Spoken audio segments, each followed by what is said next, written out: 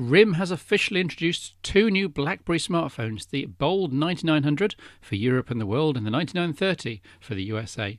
These are the first in the Bold series, read QWERTY candy bars, to feature keyboards and touchscreen displays. At 2.8 inches here, large for this form factor, here at VGA, i.e. 640 by 480 pixels. They both also run the brand new Blackberry OS 7, which is sped up through the use of liquid graphics, which apparently is faster at rendering on-screen graphics and uses a just-in-time JavaScript compiler to speed up the browser. It also now supports HTML5, including HTML5 video. Blackberry OS 7 also includes the new, quote, Blackberry Balance, which is aimed at helping separate work from personal use. Other specs are good, Wi-Fi, GPS plus NFC. The camera and battery, etc. are all fairly unremarkable. I'll report back in due course, possibly in a head-to-head with the Nokia E6. At last it's official, the Apple iPhone 4 is now available in white. No, I didn't think it's a big deal either, but the slightly thicker design with revamped materials may just be offering different aerial and robustness characteristics. Time will tell. Hello, if you're expecting the Xperia Arc review as promised, don't worry, it will be in the next show and I will rush it along. In the meantime, Tim Salmon, my colleague from the Phone Show Chat audio podcast, what do you mean you don't listen? Here's the URL again, is stepping into my review shoes for this show and with a little help from me and John Satherley has been looking at HTC's latest and greatest. Take it away, Tim. Some viewers may remember last year on a Phone Show episode, I pitched the HTC Desire against the Google Nexus 1, the new kids on the block at the time. Since that episode last year, the Desire has held firmly onto my SIM card. So what's changed with the Desire S? On the face of it, not much. The same Gorilla Glass 3.7-inch screen, though now it's Super LCD rather than AMOLED, and performs slightly better outdoors overall. The same form factor of an Android slab. But build quality has improved as HTC have adopted the aluminium unibody shell from the Nexus 1. The Desire S isn't the thinnest of phones, but it still feels slick and solid in the hand and slips in the front jeans pocket a treat. Alas, the hardware buttons at the foot of the screen have gone, and in their place a row of sadly now commonplace capacitive ones. More sadly, the ambient light sensor is calibrated badly. Very often indoors, I actually can't see the icons at all, as it has to be pretty dark for their backlight to kick in, and the legends are really not very clear without it. Where have we seen that before, HTC? The optical trackpad has also gone, but text correction is catered for by an iPhone-style long press magnifying glass on screen. The optical trackpad was also useful as a shutter release for the camera, of course. Much better than on the Desire S, when you have to press the on-screen virtual button, which needs to be looked at each time to prevent a miss. There's a front-facing VGA camera now, for those who seriously think there's a use for it. The rear-facing camera appears unchanged at 5 megapixels with autofocus and LED flash, and is as similarly poor as the originals, for those with high expectations, of course. There's 720p HD video recording, but then the original got that eventually as well via the Froyo upgrade. I'm no expert, but it seems to me that for photography, this device is another in HTC's current line that uses uninspiring hardware components. One significant change from the Desire is the positioning of the micro USB charging data port. It's now on the left side instead of the bottom, and this makes it harder to use while charging and cradling. The battery has increased from 1400 mAh to 1450, a small change, but maybe more significant than it seems, taking into account Android's gingerbread optimizations. It certainly seems to be holding out well as the Desire did so far. The Desire S runs gingerbread Android 2.3.3 out of the box.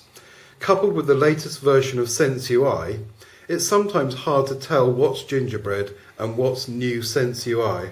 There are improvements to the notification bar, with a list of recently used apps running across the top for quick access, a new quick settings tab at the bottom which effectively makes Android's own power control widget redundant.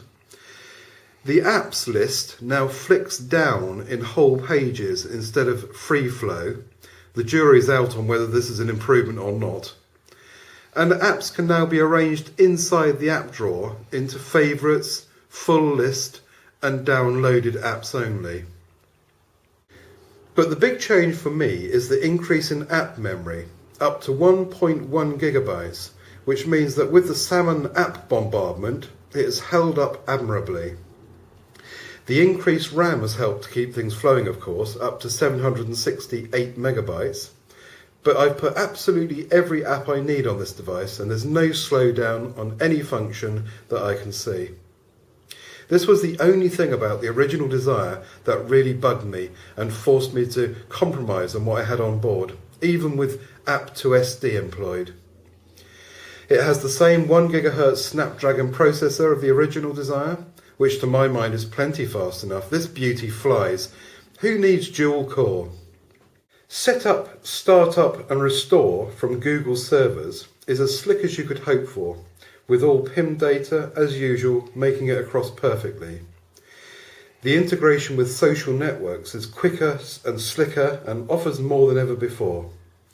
Sharing data between apps and services is really quite clever. Sense UI remains ahead of the competition in this respect. I'm a bit confused by the virtual keyboard. Is it fair to assume that I can't get to look at Android's gingerbread keyboard and that Sense UI has obliterated it? The only keyboard that seems to be available is the Sense UI one, which I'm quite happy with, don't get me wrong, with its very clever learning and re-suggestions from dictionary, but I thought I'd at least get to see the new one. The web browser remains as smart as ever, with pinch to zoom, double tap for intelligent reflow of blocks of text, Flash 10.2 out of the box and so forth. It's a delight to use, and I find it the best on any mobile phone. In reviews these days, Android web browsers are spoken about less and less. That's because they're actually up to speed and near faultless. The Desire S's loudspeaker is certainly better than the Desires, and the SRS enhancement settings actually do make a difference to the way things sound. DLNA is featured, and with the appropriately specified equipment, media can be streamed around the house, etc. Connectivity did not throw up any problems, despite all the metal in use. During phone calls, the sound through earpiece and hands-free is just fine, and there were no evidence of drop calls or weak signals on GSM. I guess most people watching this will be used to the Android operating system now, and know what to expect from any Android phone. So is the Desire S a worthy successor to the Desire? Will it grab the attention of my SIM card? Most certainly it will. HTC have plastered over the few cracks left exposed in the Desire with the Desire S. This beauty will keep me happy for quite some time, I'm sure. I know that HTC have had bad press about cameras and speakers and stuff, and the Desire S is no huge leap forward in that respect, but for me, the HTC Android experience with Sense UI on board is the most rounded Android experience available. As an epilogue to my review, I just will say that I've had the unit a few days now, and I'm not particularly happy with a couple of aspects. One of the aspects is that it's very buggy. It's playing about with some screen aspect ratio stuff, and there's some flickering going on. I think there are some bugs that HTC need to iron out before it's ready for the big time.